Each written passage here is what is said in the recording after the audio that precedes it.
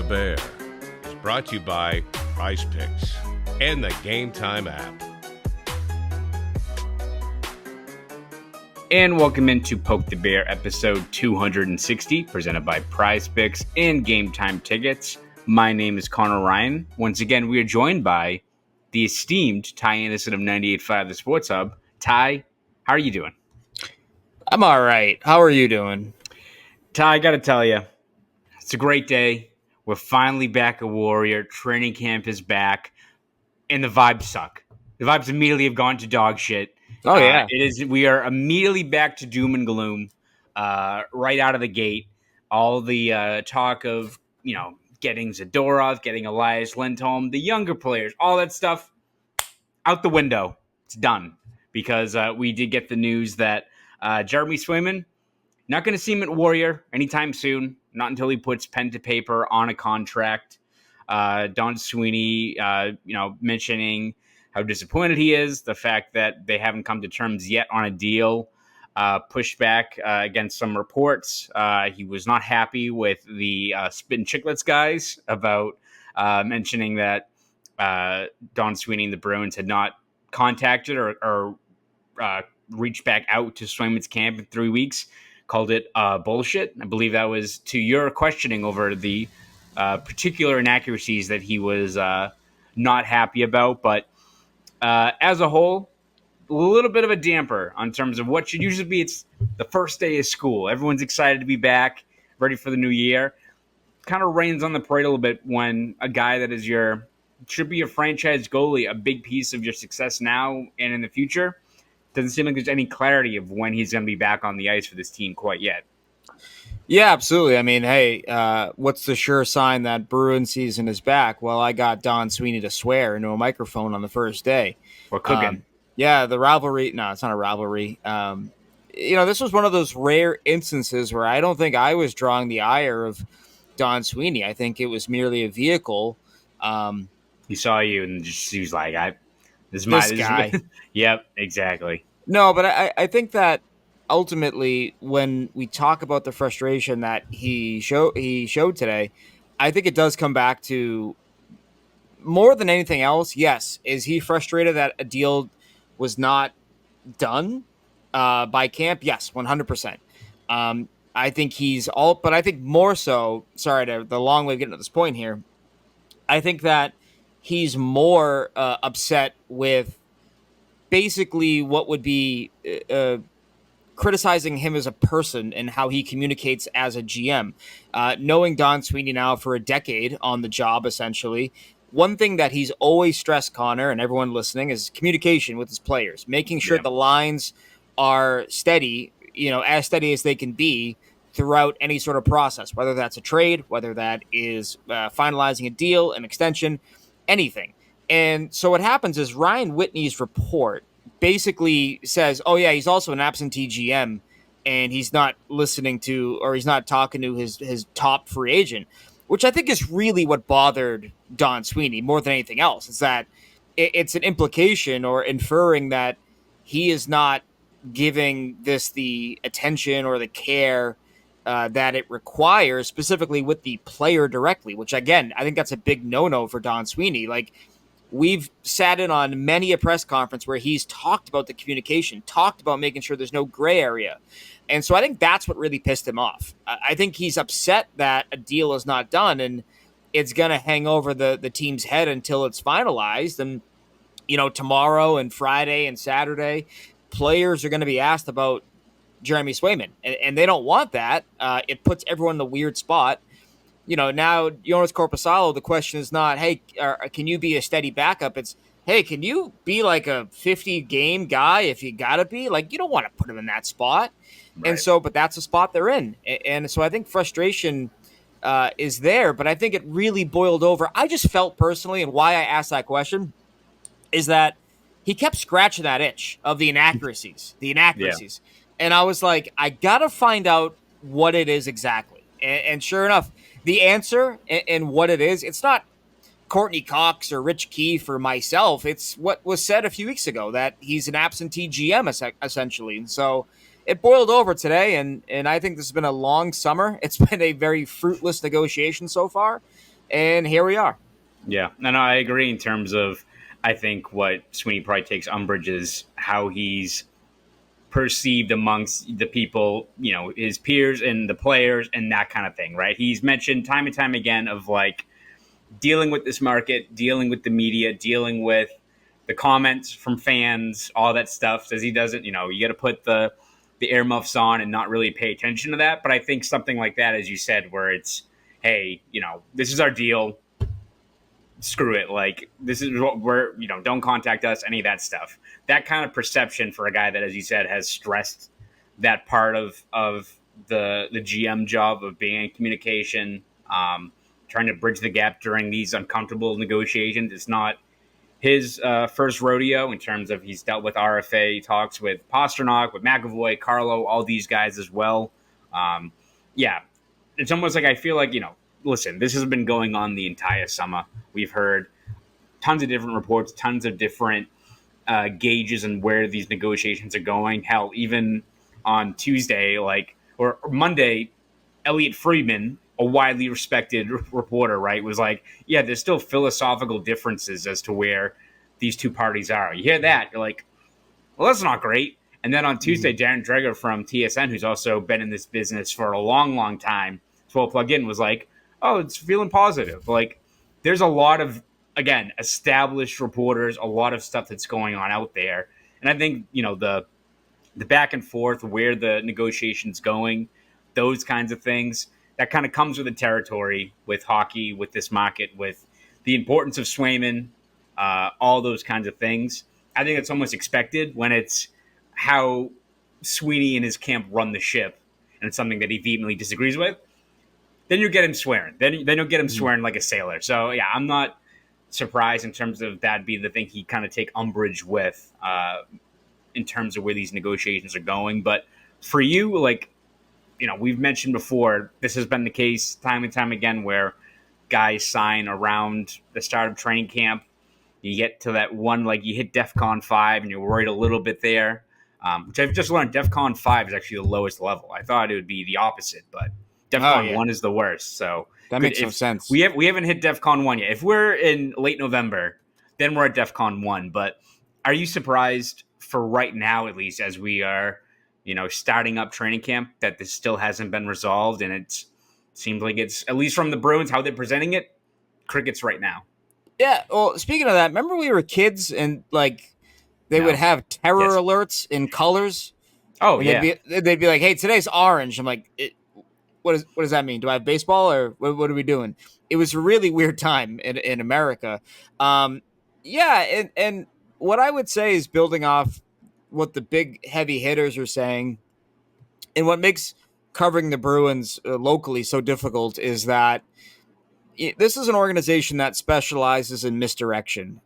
They do not want you breaking their news. I think I'm sure the players like it, but for local guys like myself, it's hard. And yeah, I will say that on Tuesday, I was hearing, hey, this is looking like it's getting close. And it wasn't just, hey, I'm getting random DMs, from Bruins fan 1985. No, these were legit people inside the industry, agents, people who work for, teams. They were saying and hearing that things were getting close and, at the finish line or wrapping things up. And so when you dig and you try to find out what's going on, I will say this is that, I felt personally that there was enough to feel like, hey, we might be getting something here. I'm not 100% sure. And then when I dug further, it was met with a quick denial from people who were extremely close to the situation. Let's just put it that way. And then it's like, okay, but that's sort of the unknown here for people trying to break this story, trying to scoop this, whatever the case may be, is you're going to run into misdirection, because that's the way the Bruins like it to be. They want it. It's misdirection by design. And so you got to go through 7 layers of hell to try to get the information, and that information's got to be correct. But clearly, I think based on what happened today, this isn't hours away. I think we're talking probably a couple of days at least of missing training camp. I'm curious what you think, right? Because I think Don Sweeney is a very smart calculated man in terms of how he communicates. It felt like today may have been a negotiating tactic in the sense that he kicks it off by saying, beyond the opening room, kicks the door down like the Kool-Aid man. No, yeah, but he kicks things off by saying, like, Jeremy has chosen not to report to camp until it's a contract. And then, almost immediately, he says, I'm confident we'll get things done by December 1st. It's almost like he's saying, like, it's almost a play like, you've decided this, and now we have until December 1st, so what's the play here? Mm-hmm. And, again, he's a very calculated man in terms of how he communicates. And so part of me was wondering, like, if that was a negotiation tactic in its own right, of we're going to say that you are choosing not to report, and we're going to throw out that December 1 deadline right off the bat. Not, we hope this is done in 3 days like McAvoy, or day 2 like Pasternak. It's like, no, we're going to go right for December 1st. Like, that's kind of a weird move. Yeah, no, absolutely. I was going to say that I think, like, Don Sweeney sends every Bruins staff member everything to, like, Ra's al Ghul's training facility. It's like theatricality and deception. It's like they're all trained to just throw you off the trail if there's any sort of good nugget of news you can get. But no, I agree. In terms of, like, mentioning it does feel like, this has been a storyline that we've been covering all summer long. But Don Sweeney goes out and mentions December 1st. And almost like, I think that set off an alarm for a lot of people. They're like, well, like, maybe he'll miss a start in training camp. It's like NFL training camp where you always have holdouts or hold-ins or stuff like that. And by the way, this is not a holdout. He does not have a contract. So important to note that. But it is a different in terms of how the contract structure is. But I think mentioning December 1st, people are like, oh, shit. Could this actually go that long? Could he not play this entire year? And so I think mentioning these things, it does kind of ramp up the anxiety, the urgency of these things. And I think, again, it's something where I'm sure the Bruins don't want this to be the case. Again, I think they'd like to have signed him in August, right?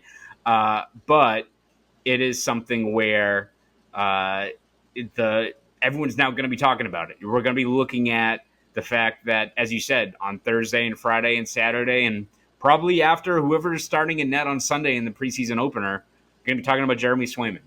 We're going to be talking about on the radio. We're going to be talking about December 1st. Talk about what happens if it's Korpisalo and Brendan Bussey on October 8th in Florida, which is a bad spot to put either one of those guys in. Like, it's not, Don Sweeney more or less mentioned, like, listen, like, this is a team that seems like they're set in terms of how negotiations are going. They're not ready to make probably the concessions yet that usually lead to these deals getting done, but he kind of pretty much said it's a lose-lose for everyone right now. Like, he wants Jeremy Swayman in camp. It's not like Jeremy Swayman's rolling into a familiar spot. He's going into kind of uncharted territory in terms of the number one goalie, the workload. Like, you'd like to have him, at Warrior, working out with the guys, working with Bob Essenza, all these things. It's going to hurt his game, and obviously it's going to hurt the Bruins if he's not out there. So I agree that kind of mapping out the entire scenario, the fact that there are deadlines, the fact that we've hit another level now where things are building up, it does seem like it's ramping up that urgency, and you hopefully gets the wheels turning here, because otherwise I don't want to be talking about this in October, November time. It doesn't really sound like a lot of fun. Yeah, no, it really doesn't, and I don't think the Bruins want that either, because I think one of the great underplayed storylines kind of throughout the decision to move on from Linus Ullmark and to truly give the reins to Jeremy Swayman is the fact that they love playing for this guy. Like, they rally around him.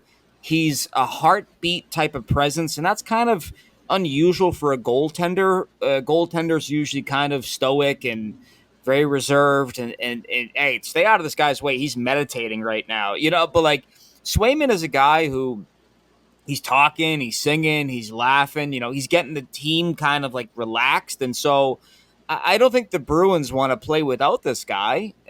I mean, think about the difference in the mentality that you have as a team if you're going from playing in front of the guy who's singing songs and, bopping his head with the crowd that hates him. Playing Ants Marching by Dave Matthews Band. Yeah. You go from that to, okay, we got Brandon Bussey, who's never played in this league before, and Jonas Korpisalo coming off one of the worst seasons any goaltender has had in recent memory. We got to repair him and his confidence. And so, like, that's such a difference in terms of your mentality as a team. And so I don't think they want to play without Swayman for too long. And that's an obvious statement, of course, but I don't, this doesn't benefit anybody. And listen, hand up. When we spoke in June, I said, late July. I said, and then I did a podcast with Matt Dahl of Sports Hub Underground this week, and I said, it's going to bleed into camp, I think, but not too many days. Now I have no idea. I truly have no idea. I'd love to say this is wrapped up maybe after the black and gold game or the first preseason game, whatever it is. Monday's an off day right now. Give us something to do. I don't know. I'll be on a plane home on Monday, so maybe not. Maybe wait till Tuesday morning, please. Thank you very much. But I just wonder, like you don't want this dragging out. I don't think it benefits anybody. Yeah, I thought that he was gonna. I was at the Pearl Jam show on Tuesday night. I thought Eddie Vedder was gonna bring out Swayman for that. Have like Swayman do a little Yellow Ledbetter announcing he was back or something like that. Didn't happen. We got a song called Jeremy. And he comes out. Oh, like, damn! It would have been perfect now. Shit.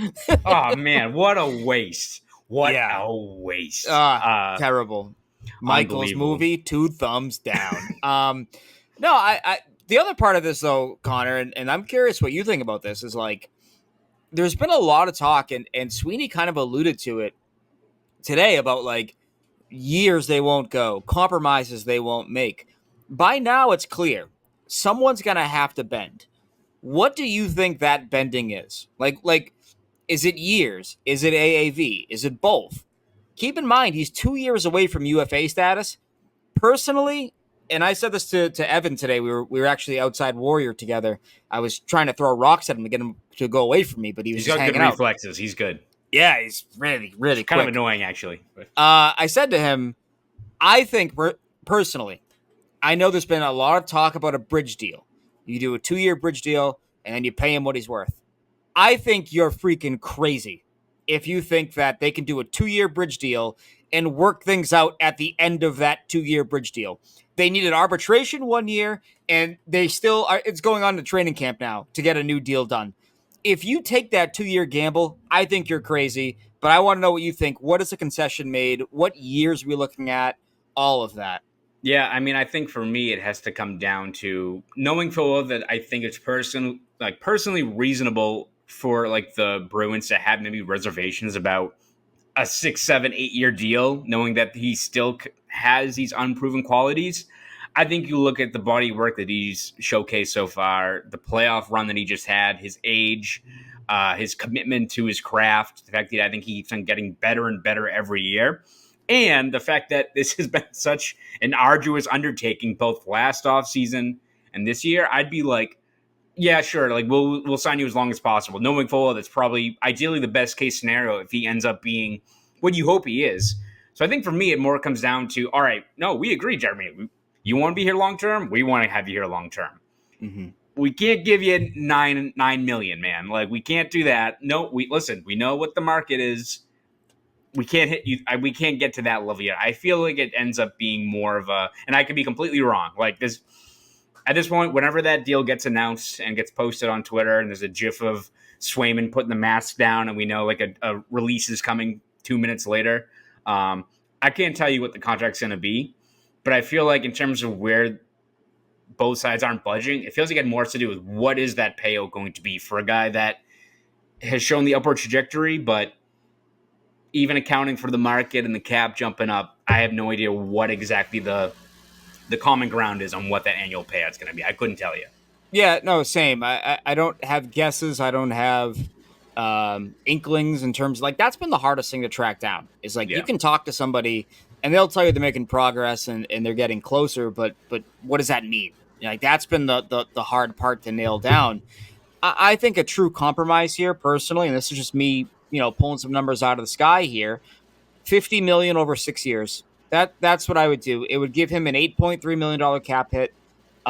It would buy up some of his UFA years while paying him more than the 8 times 8 that we've talked about. And listen, I think we have to acknowledge that if the 8x8 was as easy as we've made it sound, it would have been done by now. Right. And so I think a 6 at 8.3 per 50 million, it would allow Swayman to re-enter the market at 31 years old, which in goalie terms is not that crazy. Connor Hellebuck signed when he was 30. He got his big money deal at 30. UC Saros just got his at 29. Doesn't take effect until he's 30. And so it's not that far off. It's not that far-fetched. It pays him near top of the market, goalie money-wise.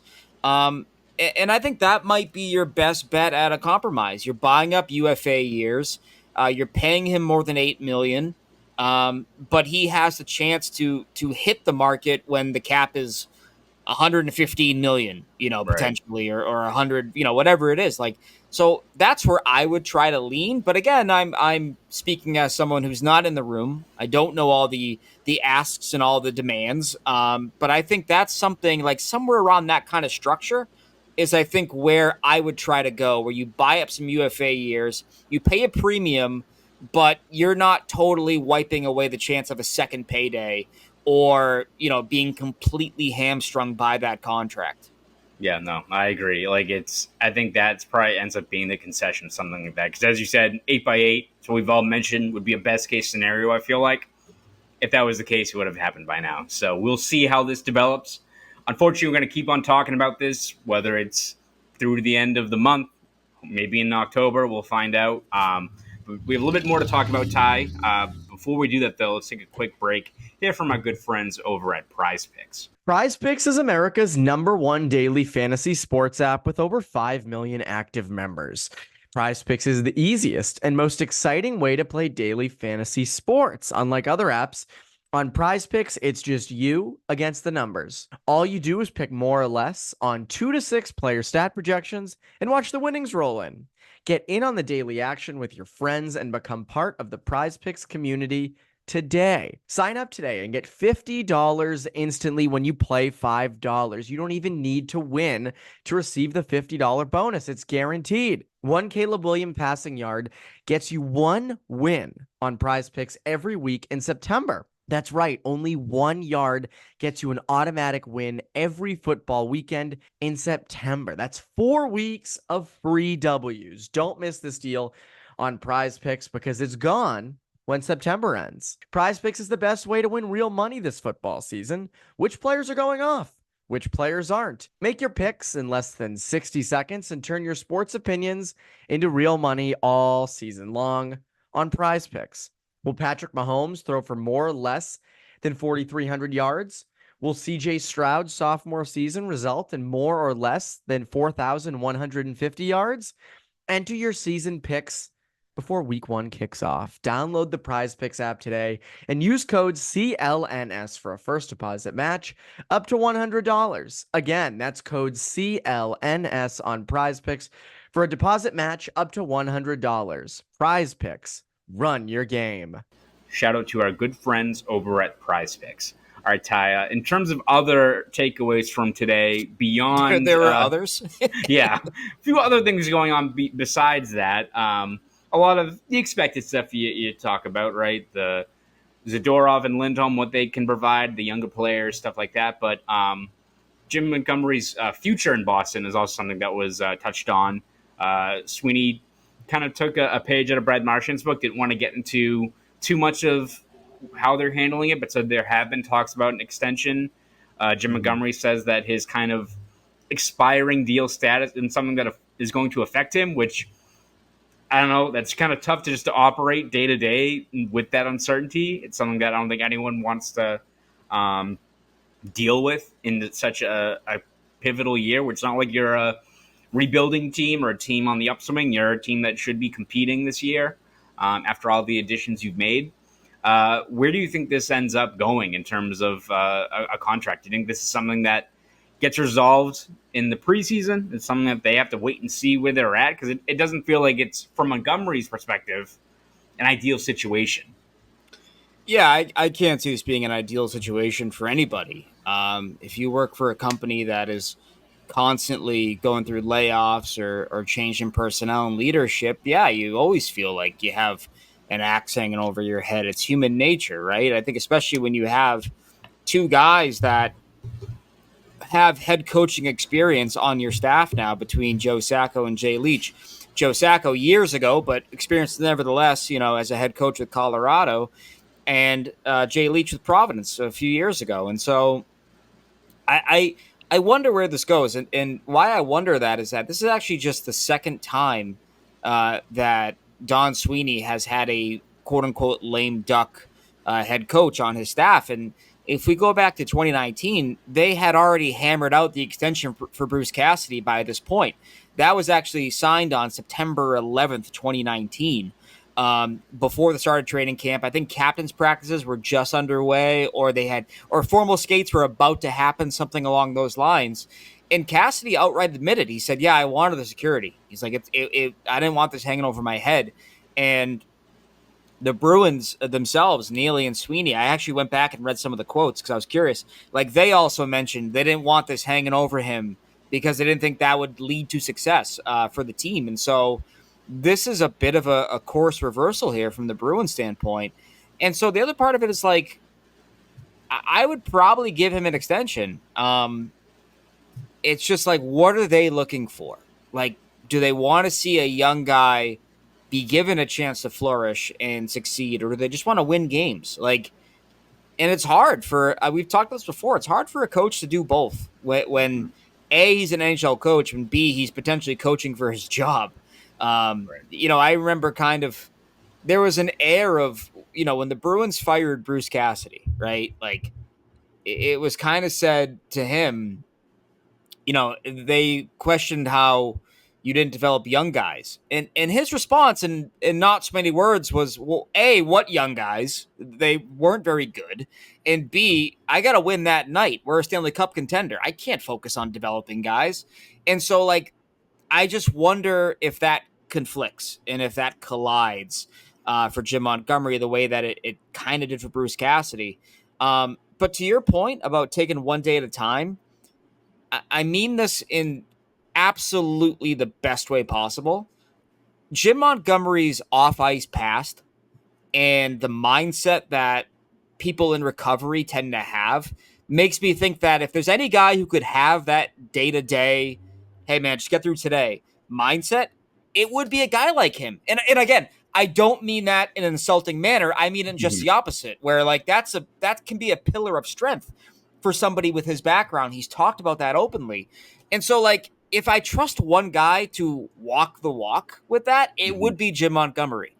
Yeah, no, absolutely. And it is such a precarious spot to be in as a coach, because as you said, like, when they brought in Jim Montgomery, one of the things was mentioned was developing these players. And it's been the case in terms of, you had guys like Mason Lohrei flourish here. You've had, like, Johnny Beecher, Trent Frederick has taken steps forward. Like, other guys have contributed under Montgomery's watch. But as you said, even if you're staying grounded and taking the day-by-day approach, operating on an expiring deal like that, and you're looking at the team and you're like, all right, I can roll with Fabian Lysell, who's got the potential. And in terms of the health of the franchise, it benefits them to stick with Lysell, knowing there's going to be one of these games where you're going to look at the tape afterwards and his D-zone play, it's going to drive you crazy. But you stick with it and you're patient, and hopefully it yields strong returns. Or you look at Tyler Johnson, who, again, maybe is less of a high ceiling guy in terms of his age, contract, all that kind of stuff, but maybe gives you the best chance to win that night, right? And again, like, it's two contrasting kind of approaches there, but ideally you want him to stick with a guy like Lysell if Lysell proves it, right? Like, the young guys have to show what they can do, obviously. That is the most important part. But if it's all things being equal, and if you do have an expiring contract, and that is something that, like it or not, comes down to the final performance on the ice, wins and losses, points in the standings, all that stuff, it does feel like you're giving your coach, you're limiting your coach in terms of how much leeway he has to, especially develop younger players when it comes to the end of the offseason, if he doesn't have a contract and you're evaluating things, what's the first thing you're going to look at? Probably wins and losses, fair or not, right? Yeah, no, absolutely. And, I do think that, would ownership let Don Sweeney and the front office fire a third coach? Normally, I'd say no, because I mean, that's 3 coaches, man, and you've been on the job 10 years. Like, what's been the one constant throughout those 10 years and those 3 coaches? The guy, buying the groceries. Now, what I would say, though, is that if you're the Bruins, you can look at what you've done, and if you're ownership specifically, you can look at this past summer and say, we made over $85 million in financial investments on players to build a more complete contending team. Elias Lindholm is making what, 54 million, I think, over the life of his contract. Zadorov is making 30 million over the next 6 years, whatever it is. Then you got your guys who signed like $1 million deals, but add it all up, it's over $85 million that you invested in your future. You're going to sign Swayman, and you're going to ink him to a contract that is probably $8 million a year at least. And so we're looking at that now, and it's like, that's a lot of heavy investment that you have made to give the coach the best roster possible. And so in most circumstances, I would say, no, you don't let a GM fire a third coach. At the same time, they've kind of given him the tools to succeed, in my opinion. It's not perfect, but nobody is. Like, to have a perfect roster, you have to go full Tampa, full Vegas, full 2023 Bruins, and go so deep into the LTIR bag that you're paying for it the following season, or with a Stanley Cup parade. Like, it's hard to build a flawless roster. But I think the Bruins have identified 2 areas of a major, concern for them. And so now it's on the chef to cook the meal. You got the groceries. They were purchased from Wegmans, not the gas station. So you gotta make the nice meal now. So I like, that part of it is intriguing to me. Yeah, no, absolutely. It's how the Bruins approach it, front office, ownership, and how they chart the path moving forward with Montgomery is definitely something worth keeping tabs on. And hopefully we'll see what kind of comes of it. Because, again, it doesn't seem like it benefits anyone to have this kind of linger throughout the year, just like your goalie situation. Ty, we'll wrap this up, talk about a few more quick topics here. But before we do that, take another quick break here from our good friends over at Game Time Tickets. Fall is beginning, which means football is back. Nothing beats a college football atmosphere.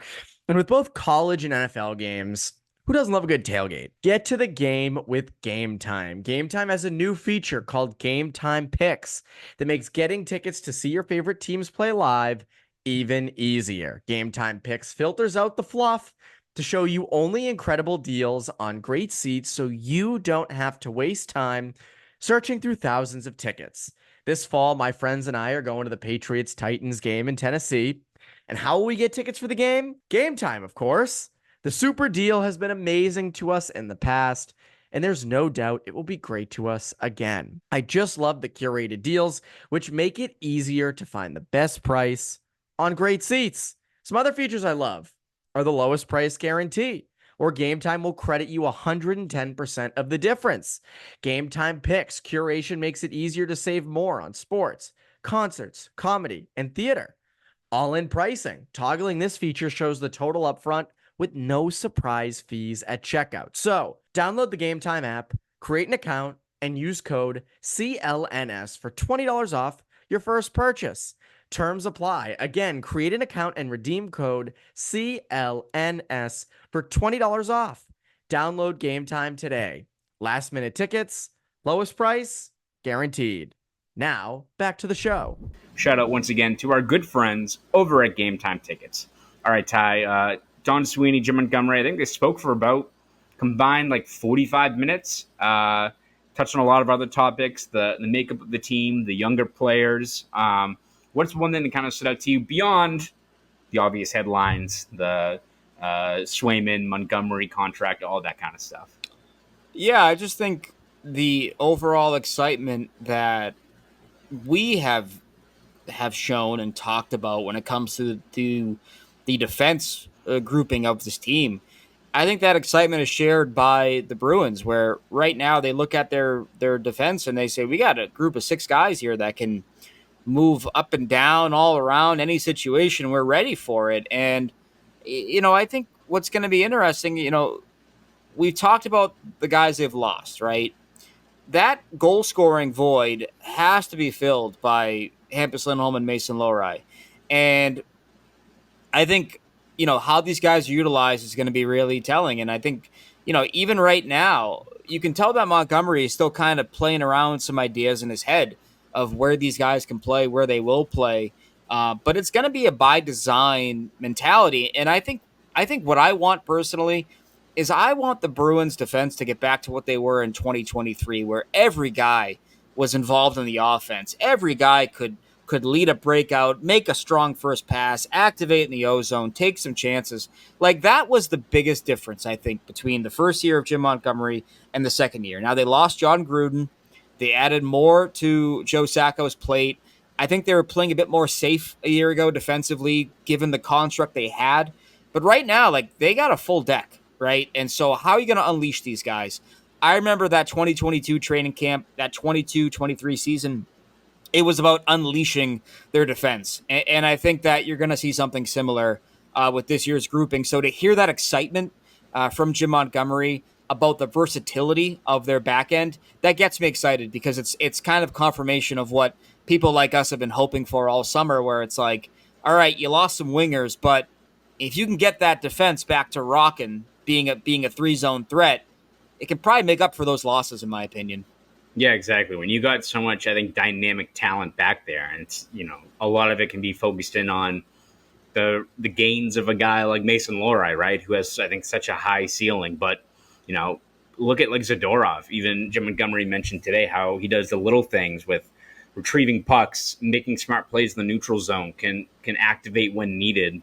And that's something that, again, you look at Zadorov, what does everyone look at first? No shit. It's the fact that he's pummeling people, inflicting punishment, all those kinds of things. He is much more of a dynamic player than people give him credit for, and a really, really underrated puck retrieval guy out there. And, Montgomery kind of more or less deflected a question about, will putting Zadorov with McAvoy open up McAvoy's game? And he's like, I think McAvoy does well with anyone, but I think when you do have a guy that is that physical, can do the dirty work of retrieving pucks, kind of like Grizzly. It's like a bizarro, it's the inverse of Grizzly, but both have that skill set. If that frees up McAvoy to kind of be like a rover out there and be a little bit more dynamic, like, that's a guy that when you see McAvoy on his game and he's, bringing the puck down, at the half wall and being really dynamic, and he's looking around, looking to make plays. If you have that approach with a guy like him, and that bleeds into a Lohrei, a Lindholm, a guy who's due for a breakout or a bounce back year, you like what that group can do down both ends of the ice, without a doubt. Oh, 100%. And I think that's the name of the game with this year's team. It's just, clearly they have the construct of strong in goal, strong on the back end. And I think every single night that grouping is going to set the tone for them. I firmly believe that we're going to see the best version we've seen of Charlie McAvoy this year, assuming health, assuming he's upright again for the full 82 or close to it. I think we're going to see a better version of him than we've seen in recent seasons. And I think people are just unnecessarily down on him because he's not the 60-point defenseman, as we've talked about in the past. But he had a career high in goals a year ago, right? At 14 or something, right? Yeah, I think, it was 12, 13. 12? It was, might be, yeah. I think it was 12, I think. But people are down on him. And I think they're too down on him. And, I thought Montgomery brought up a great point today while we're talking about the defense. Like, quarterback in the top unit is still kind of new to him, right? And there's a number of ways that can go. And you're going to get more, you're going to understand what you can and can't get away with the longer you do it. And now, is he ever going to be Cale Makar? No, I think Cale Makar is a one of one. He's a freaking unicorn. But I do think that playing with Zadorov is going to make McAvoy feel bigger. It's going to make him feel a bit more like you said, like rover, but also just more confident that he doesn't have to be the guy to spark the play, create the play, finish the play, and then get all the way back if it doesn't work out. Like, there's greater support around him now. And so I think that we're going to see the best version of him in 24-25. I firmly believe that. It's probably my biggest hot take I have for the upcoming season is that I think we might see McAvoy's best Norris run yet. And by that, I don't mean he's going to win it, but we're going to look back and say, you know what? That was a really Norris caliber year by what I consider the 08-09 to 2013 Norris standard versus now the high-end scoring version of the award. Yeah. Charlie McAvoy becomes like hockey's version of Ed Reed, just the roving guy out there just making plays. I'm here for it. I would love it. Let me tell you. I would love exactly. it. Yeah. So, yes, again, a very busy first day of training camp. We'll see how much more headlines are drawn from the upcoming days as they take to the ice. But, Ty, with training camp officially now underway, where can we read your stuff? Where can we hear you on the airwaves? All that stuff. Yeah, you can hear me at 985thesportshub.com. Also on the podcast I do for them, the Sports Hub Underground. You can find me on the website, 985thesportshub.com. I think I'm going to unplug from social media for the next couple of days. I'm going to head out, enjoy. It always sucks when your vacation lines up with the opening of training camp. However, I'm only missing 2 games. I'm only missing 1 game. I'm missing the black and gold game as well. But ultimately, I'm going to be back, ready to go on Monday, and then that's when you can find me on X, Threads, all that fun stuff, at _Ty Anderson. How about yourself? Yes, you can find me over at Boston.com and the Boston Globe. We have you covered every step of the way with recaps, features, breakdowns, columns, all that good stuff throughout the year. So you can read all my stuff over there. If you want to follow me on X, Twitter, whatever the hell it's called, you can at Conor Ryan _93. So this was episode 260 of Poke the Bear. I'm Conor Ryan. That's Ty Anderson. You fans have a great rest of your week.